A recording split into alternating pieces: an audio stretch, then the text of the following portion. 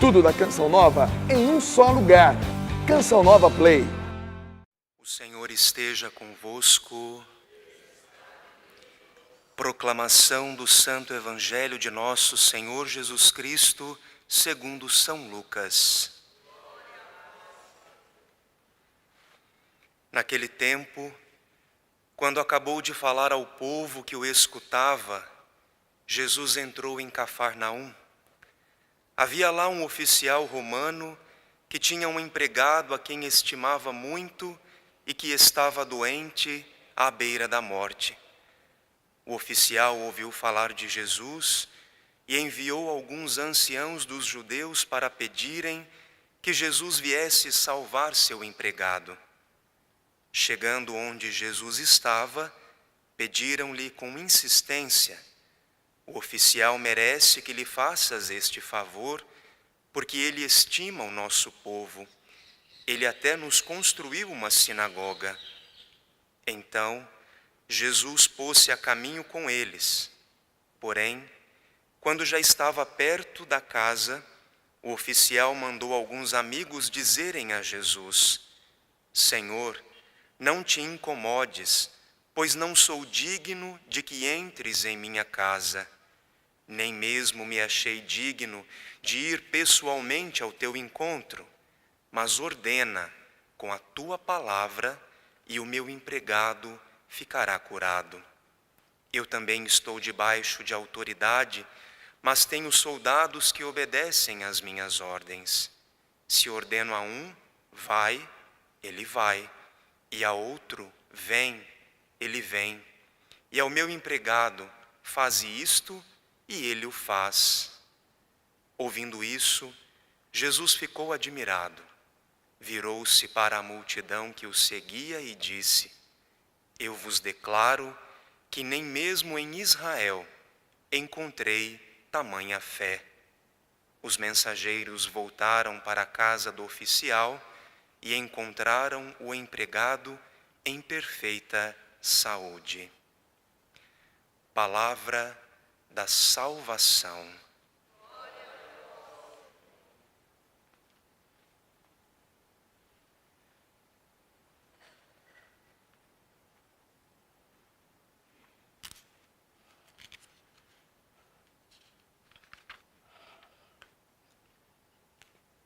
Nesse dia que a igreja celebra São Cornélio e São Cipriano, o Evangelho hoje também, a primeira leitura que está na carta de São Paulo a Timóteo, Deus está fazendo uma recomendação para nós, que sejamos intercessores, que nós rezemos pelos outros e peçamos pelas pessoas, mas pedir o quê? Então, veja que no Evangelho, esse oficial romano que estava com esse servo, que estava prestes ali a morrer, ele vai diante de Jesus e pede, que Jesus cure aquele homem. Mas ao mesmo tempo ele se coloca numa atitude de uma pessoa que não é digna de pedir. Porque realmente, se nós formos olhar a nossa pessoa, a vida que nós levamos, nós não seríamos dignos mesmo de chegar diante de Deus para pedir alguma coisa. Quem somos nós para pedir alguma coisa? Pensemos na nossa vida, o que é que nós somos. Jesus, que é o eterno intercessor, como a primeira leitura também fala, ele sim, ele é digno, porque ele é Deus, ele pode pedir ao Pai, ele é santo. Não somente santo, mas ele é o próprio Deus. E ele pede. Mas nós, quem somos nós? Mas é interessante que mesmo assim, Deus quer que nós peçamos. Embora nós não sejamos dignos, nem que Jesus entre na casa do nosso coração, mas nós podemos pedir. E aí vem a pergunta que eu falei antes, mas qual é o nosso pedido? É simplesmente por uma cura de alguém? É simplesmente por aquela pessoa que está desempregada, para que ela arrume um emprego, é pouco. Esse pedido ainda é pouco. Deus quer que nós peçamos mais. Aí na primeira leitura, São Paulo diz, né? Que Deus quer que todos os homens se salvem. O que é mais importante para Deus é a nossa salvação.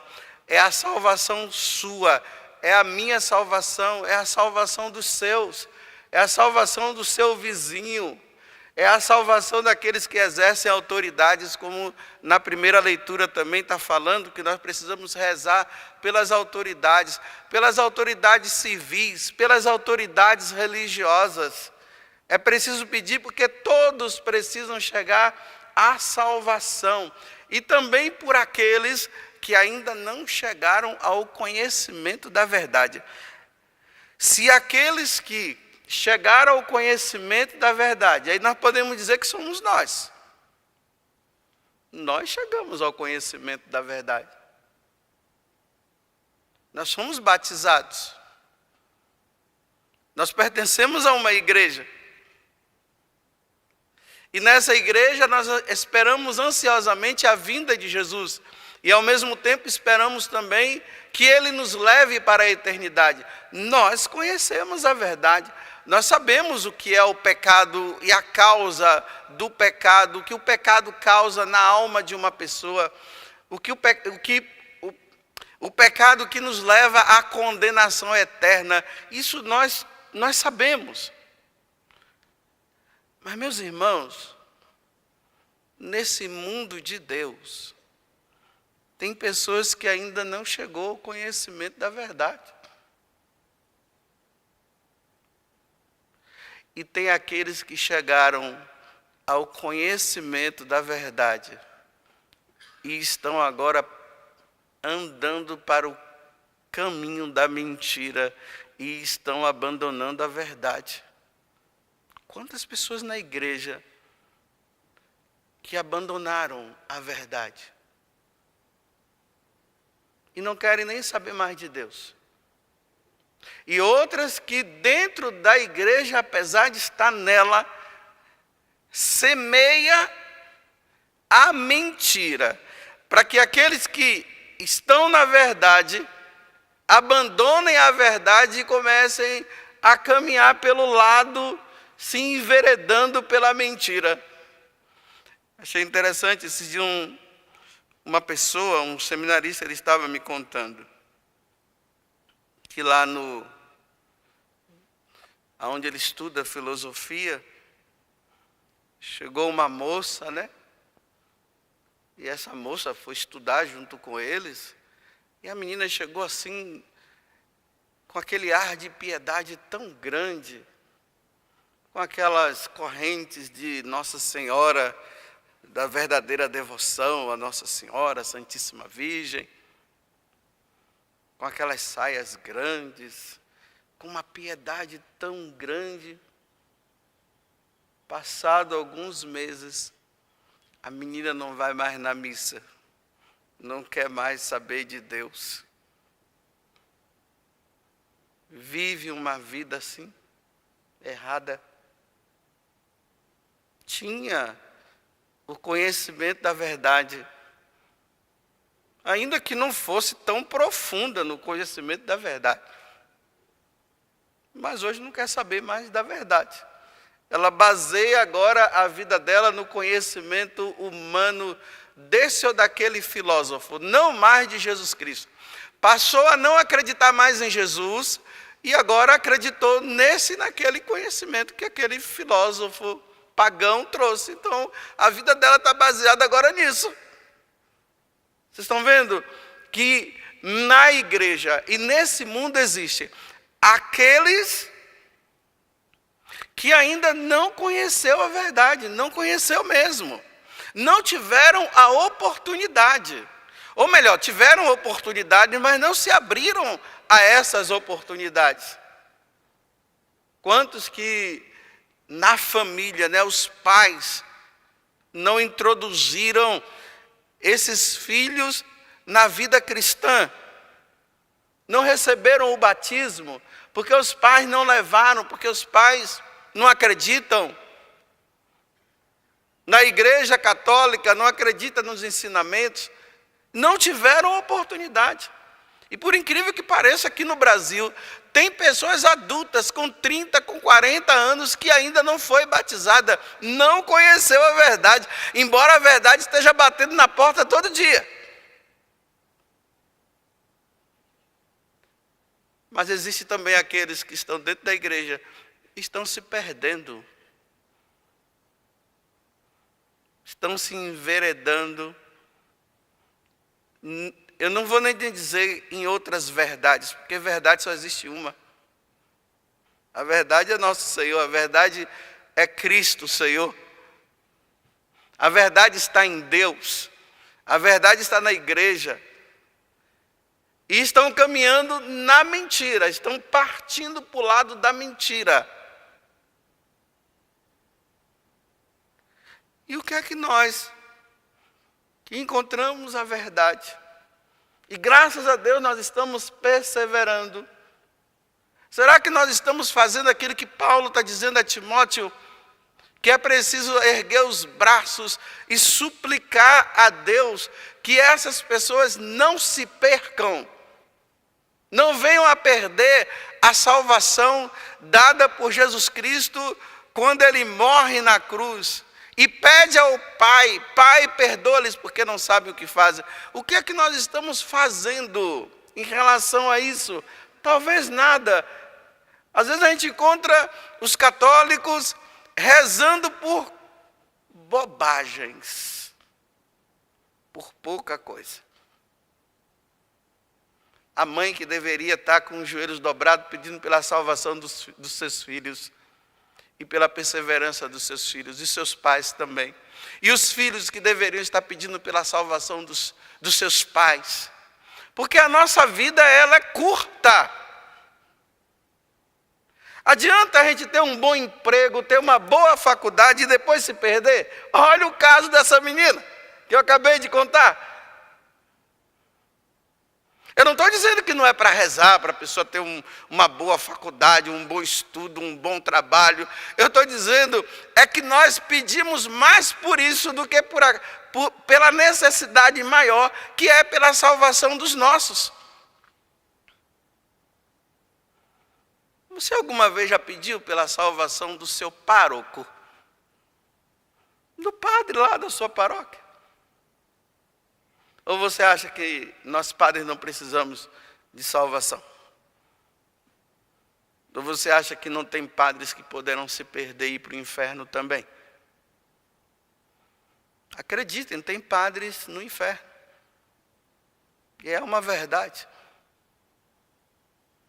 Você pede pelo seu patrão, pela salvação dele, embora você seja indigna ou indigno, mas também não vamos ficar com essa falsa modéstia diante de Deus. Ai, Senhor, não peço, porque eu também não é isso não. Peço, crie vergonha na cara, como eu digo, mude de vida e peça, já que você acha que você não tem como pedir, porque você tem uma vida assim, então mude de vida e comece a pedir também, pelo seu patrão, pelo seu avô, pela sua avó, por aquele parente seu que está lá e o médico já disse, já desenganou. Você já pediu pela salvação dessa pessoa, que talvez tenha levado uma vida errada o tempo todo, e agora é a oportunidade dela se salvar.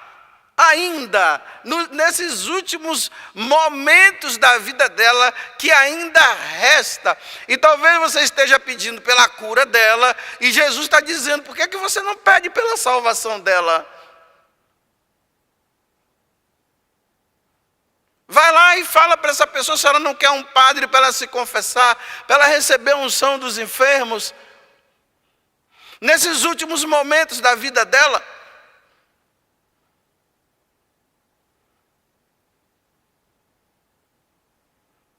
todos os homens se salvem. Lá no Pará, lá na ilha do Marajó, né? Aquele povo que vive lá nos ribeirinhos, que às vezes não tem tanta oportunidade para um sacerdote estar lá e pedir também pela salvação deles. Você já pediu para que lá, nas florestas do nosso Brasil, que surjam padres, ali no meio dos índios, padres, mas padres celibatários, no meio deles, que possam sim celebrar a missa, porque surgiu vocações lá, porque aqueles missionários que chegaram lá, com a vida deles deram um exemplo tão bom, tão bonito, que aqueles irmãos, eles disseram, eu também quero ser. E aquelas irmãs, eu quero ser freira, eu quero dar a vida por amor a Cristo. E vai resgatando e vai salvando. Você pediu? Uma coisa eu sei. Quando Nossa Senhora apareceu lá em Fátima, que ela mostrou o inferno e Lúcia viu, a partir daquele dia, aqueles 3 meninos mudaram de vida. Aí Nossa Senhora pede aquela oração, né? Rezem isso todos os dias. Após a cada parte do terço, na hora que vocês rezarem o terço, porque vocês precisam rezar o terço. E aí Nossa Senhora diz, façam essa oração, ó meu Jesus. Livrai-me, livrai-nos do fogo do inferno. Porque aí ela vendo tantas pessoas indo para o inferno, ela diz isso, livrai-nos do fogo do inferno. Levai as almas todas para o céu. Olha o que Timóteo está dizendo hoje, que todos se salvem. Levai as almas todas para o céu. E socorrei principalmente aquelas que mais precisarem. E quantas que estão precisando? Nos presídios tem pessoas que estão presas, que estão pagando pelo mal que fez, mas não se arrependeram pelo mal que fez. E precisa se salvar.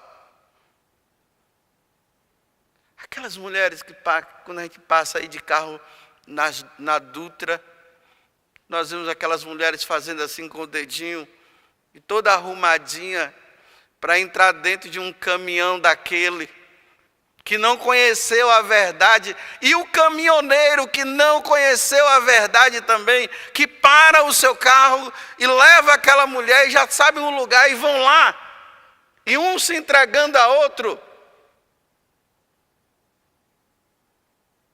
e que se perdem, não conheceram a verdade, e estão morrendo sem encontrar a verdade.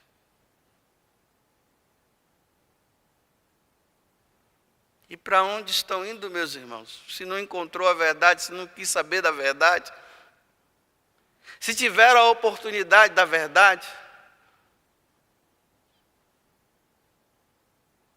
e o que nós estamos fazendo? Pelo menos hoje, Jesus está pedindo que nós rezemos por elas.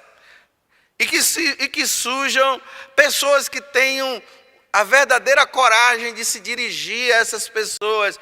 E com muito amor no coração, com muita compaixão no coração, possam trazer essas pessoas de volta. Eu me lembro que uma vez eu ouvi falando que tinha um determinado sacerdote, que ele ia nessas estradas onde ficavam essas mulheres vendendo o seu corpo. Aí o padre chegava lá, parava o carro, quando a mulher entrava, eles iam andando, ele pegava, colocava a mão no bolso e dizia, quanto é que é para nós vivermos o momento lá? É tanto. Ele pegava o dobro e dizia, toma aqui, ó. E agora vamos lá na missa, vem participar da missa junto comigo.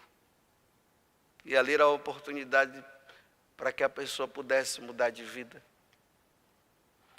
Eu não vou dar conselho para todo mundo fazer isso. Porque não tentarás o Senhor teu Deus, né? Porque a pessoa tem que ter uma vida de oração muito forte. Tem que saber muito bem o que está fazendo. Para depois, numa dessas andanças por aí, aí a carne pede, em vez de levar para a igreja, vai para outra, para o motel. Mas o que eu quero dizer é, veja a inspiração que esse sacerdote teve para salvar aquelas mulheres. Que Deus nos dê hoje a graça, então, de nós, quer seja na oração do nosso texto, já nessa celebração da missa que está acontecendo, eu já vou colocar no altar do Senhor por aqueles que não conheceram a verdade e que estão longe da verdade e os que estão esquecendo da verdade, colocar no altar. E durante o dia, nos sacrifícios que Deus vai oferecendo, porque Deus vai nos dando os sacrifícios durante o dia, é só nós prestarmos bastante atenção e ali oferecer como um sacrifício por aqueles que não conhecem a Deus. Por exemplo, vou terminar agora dando um bom sacrifício que você poderia oferecer no dia de hoje. Pare de ficar se queixando do calor. Você vê quando chega o calor, a primeira pergunta que vem quando encontra outra, ai, que calor! Não, está calor mesmo, não precisa falar para ninguém não, isso não é novidade, todo mundo já sabe. Viva o calor na paz do Senhor Jesus. E oferece, sem murmuração. Se é tempo de calor, é tempo de calor, então para que ficar falando? Esse dia uma pessoa falou bem assim, mas padre, ai, porque veio de batida, né? Aí o pessoal fica incomodado, porque está calor e veio de batida. Aí falou bem assim, ai, e está falando que vai chegar aos 40 hoje. Aonde nós vamos chegar?